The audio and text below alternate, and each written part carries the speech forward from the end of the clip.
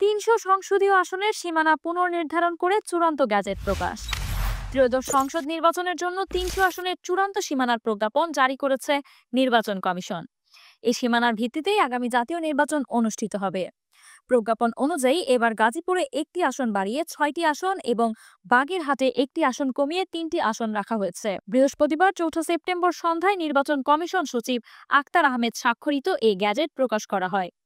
এর আগে নির্বাচনকে সামনে রেখে সীমানা নির্ধারণ সংক্রান্ত বিশেষায়িত কমিটি কাজ করে।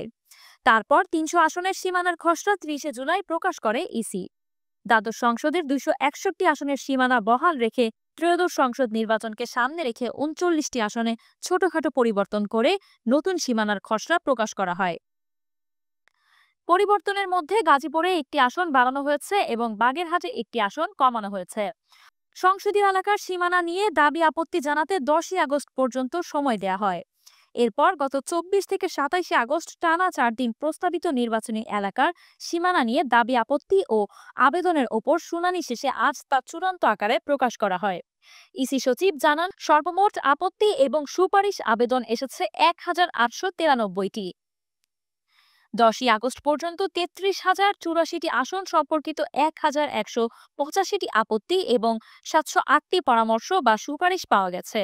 পক্ষ ও বিপক্ষ উভয় দিক থেকে মতামত এসেছে। প্রিয় দর্শক, এই ছিল সর্বশেষ সংবাদ। পরবর্তী সংবাদ পেতে ক্লিক নিউজ 24 এর সাথেই থাকুন। ধন্যবাদ।